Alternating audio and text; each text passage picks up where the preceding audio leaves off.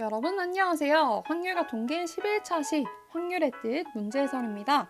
교과서 43페이지부터 47페이지까지 문제 1번부터 6번 모두 다 풀고 해설 잘 듣고 계시죠? 자, 그러면 여러분들 다 풀었다고 생각을 하고 같이 한번 해설을 해보도록 할게요. 문제 1번부터 보겠습니다. 1부터 20까지의 자연수가 하나씩 적힌 20장의 카드 중에서 임의로 한 장의 카드를 뽑는 시행에서 다음을 구해라 라고 하였습니다. 첫 번째로는 표본 공간을 구하라고 했는데요. 여러분들 표본 공간이 뭔가요? 어떤 시행에서 일어날 수 있는 모든 결과의 집합을 표본 공간이라고 하죠. 여기에서 시행은 20장 카드 중에서 임의로 한 장을 뽑는 것이니까 이 한 장을 뽑았을 때 나올 수 있는 카드의 그 모든 결과값을 집합으로 써주면 되겠죠. 자, 그래서 표본 공간 S를 써보면 1 나올 수 있고 2 나올 수 있고 3 나올 수 있고 4 나올 수 있고 이렇게 쭉 해서 20까지 총 20개의 결과값이 나올 수 있는 거죠. 이렇게 표본 공간을 구해줄 수 있었습니다. 자, 그 다음 두 번째를 보면 3의 배수가 적힌 카드를 뽑는 사건입니다. 3의 배수를 모두 써주면 되겠죠. 자, 이 사건을 따로 그냥 써주지 않겠습니다. 3의 배수 뭐가 있나요? 3, 6, 9, 12, 15, 18, 그리고 21인데 문제에서 1부터 20까지의 자연수라고 했으니까 여기까지만 써주시면 되겠습니다. 자, 그 다음 3번을 보시면은 20의 약수가 적힌 카드를 뽑아라 고 했습니다. 자, 그럼 20의 약수 뭐가 있나요? 1, 2, 4, 그리고 5, 그리고 10, 그리고 20 이렇게 6개의 원소를 가진 집합을 써주시면 되겠습니다. 문제 2번을 봅시다. 1부터 10까지의 자연수가 각각 하나씩 적힌 10개의 공이 들어있는 주머니에서 임의로 1개의 공을 꺼낸다 라고 했을 때 꺼낸 공에 적힌 수가 홀수인 사건을 A, 그리고 4의 배수인 사건을 B, 그리고 9의 약수인 사건을 C라고 합시다. 이때 A와 B, B와 C, C와 A 중에서 두 사건이 서로 배반 사건인 것을 모두 고르라고 했어요. 자, 여러분들 배반 사건이 뭔가요? 네, 만약에 어떤 X랑 Y 두 집합이 두 사건이 동시에 일어나지 않을 때 우리가 두 사건을 배반 사건이라고 하죠. 즉, 두 사건 X와 Y의 교집합이 공집합일 때 우리는 배반 사건이라고 합니다. 자, 그러면 1번 A와 B, B와 C, C와 A 중에서 배반 사건인 걸 고르려면 우리가 일단 A랑 B랑 C가 뭔지를 알아야 됩니다. 자, 그래서 먼저 구해봅시다. A는 꺼낸 공에 적힌 수가 홀수인 사건이라고 했어요. 1부터 10까지 중에서 홀수인 것들을 나열하면 되겠죠. 1, 3, 5, 7, 9가 되겠습니다. 그 다음에 4의 배수인 사건을 B라고 했으니까 1부터 10까지 자연수 중에서 4의 배수인 거 4, 8 적으면 되겠죠. 그 다음 9의 약수인 사건을 C라고 했으니까 9의 약수 1, 3, 9 이렇게 쓰시면 되겠습니다. 자, 그러면 먼저 A와 B가 배반 사건인지 볼게요. 그러려면 A 교집합 B가 어떤 것인지를 봐야 되는데요. A랑 B 교집합 뭔가요? 13579 48 겹치는 게 없으니까 공집합이다 라고 할 수 있겠죠. 따라서 이때 A와 B는 배반 사건이다 라고 할 수 있어요. 자, 그 다음에 두 번째 B와 C를 보라고 했으니까 두 개 교집합 구해볼게요. 48, 139 겹치는 게 없습니다. 교집합이 공집합이네요. 따라서 B와 C는 배반 사건이다 라고 할 수 있겠죠. 자, 그 다음에 C와 A 두 개가 배반 사건인지 보려고 교집합을 해봤어요. 그러면 1이랑 여기 보시면 1이랑 3이 겹치죠. 따라서 C와 A의 교집합이 공집합이 아니게 되었으므로 C와 A는 배반 사건이 아니다 라고 할 수가 있겠습니다. 따라서 1번의 답은 A와 B 그리고 B와 C가 되겠죠. 그 다음 2번을 볼게요. B 합집합 C의 여사건을 구해라 라고 했습니다. 우리가 B랑 C를 다 구해놨으니까 일단은 B 합집합 C를 먼저 구해봅시다. 그러면 겹치지 않게 원소를 나열을 하면 1, 3, 4, 8, 9 이렇게 쓸 수 있겠죠. 이것이 여사건이니까 B 합집합 C의 여집합을 구해주시면 되는 거예요. 자, 그러면 1부터 10까지가 전체 집합이니까 이것을 여사건을 구하게 되면 일단 2 없죠? 그 다음 3, 4, 5, 그 다음 6, 7, 8, 9, 그 다음 10까지니까 이렇게 적어주시면 되겠습니다. 문제 3번을 볼게요. 자, 서로 다른 두 개의 주사위를 동시에 던질 때 나온 두 눈의 수가 3일 확률을 구하시오 라고 했습니다. 자, 여기에서 우리가 집중해서 봐야 될 게 있어요. 서로 다른 두 개의 주사위를 동시에 던진다 라고 했습니다. 자, 그럼 이 상황을 한번 보면은 우리가 이렇게 빨간색 주사위가 하나가 있고 그 다음에 파란색 주사위가 하나가 있다라고 생각을 해봅시다. 우리가 빨간색 주사위를 던져서 나온 눈의 수를 이렇게 적고 뭐 예를 들어서 2.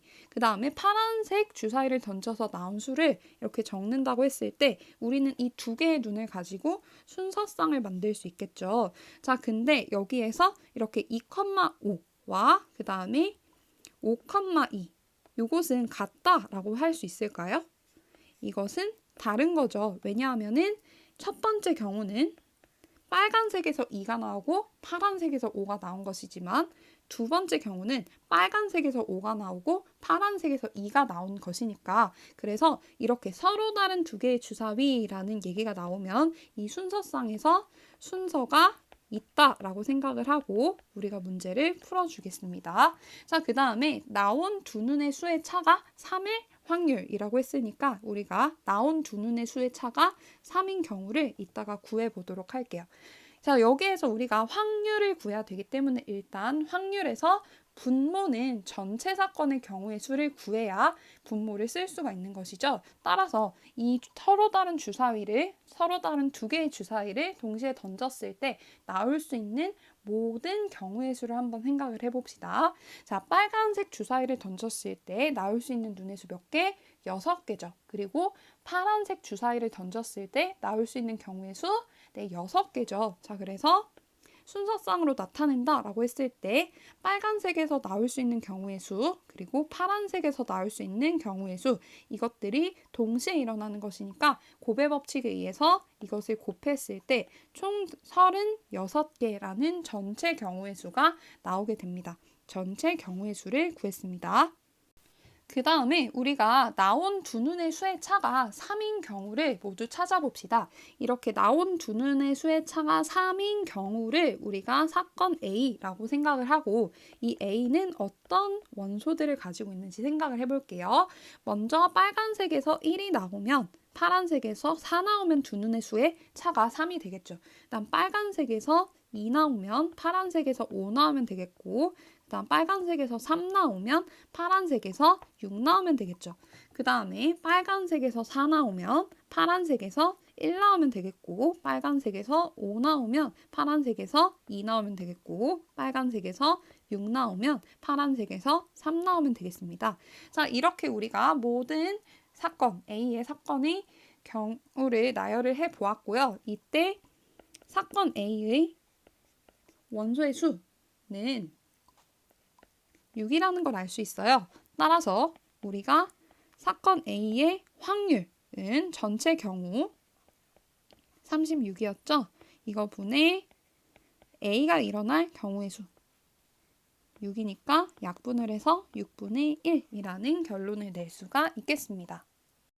문제 4번을 볼게요. 1, 2, 3, 4, 5에서 임의로 서로 다른 3개의 숫자를 택하여 세 자리 자연수를 만들 때 만든 수가 짝수일 확률을 구하여라 라고 했습니다. 자, 그럼 먼저 우리가 확률을 구해야 되는 거니까 전체 사건의 경우의 수부터 구해주도록 할게요. 일단 지금 전체 사건이 뭐냐면 1, 2, 3, 4, 5 중에서 임의로 서로 다른 3개의 숫자를 택해서 세 자리 자연수를 만든다 라고 했어요. 5개 중에서 3개를 순서를 고려해서 나열하는 것이죠. 따라서 전체 사건의 경우의 수는 5개 중에서 3개를 선택해서 일렬로 나열하는 것이니까 5P3이라고 생각할 수 있어요.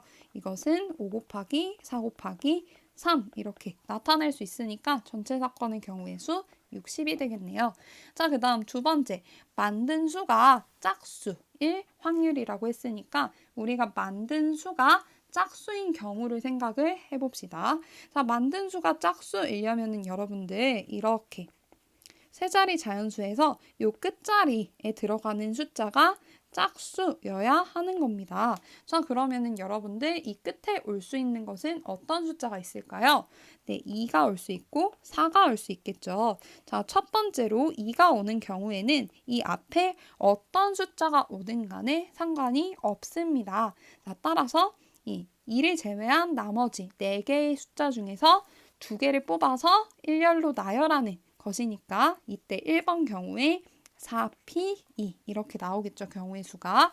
그 다음에 2번 경우를 보면 끝에 1의 자리수가 4로 정해져 있고 앞에 어떤 수가 오든 간에 항상 짝수로 만들어지는 거니까 1번과 동일하게 4P2 이렇게 경우의 수를 구할 수 있게 될 겁니다. 자, 따라서 우리가 여기서 이 만든 수가 짝수인 사건을 A라고 했을 때 이 사건 A의 경우의 수는 4P2가 2개가 있죠. 곱하기 2 해서 4 곱하기 3 곱하기 2 해서 24가 된다는 것을 알 수 있어요. 우리는 이 만든 수가 짝수의 확률을 구해야 되기 때문에 PA를 구하게 되면 전체 사건의 경우의 수에서 A가 일어날 사건의 경우의 수 이렇게 해주면 60분의 24 약분해서 12로 약분하면 5분의 2라는 걸 알 수 있겠죠.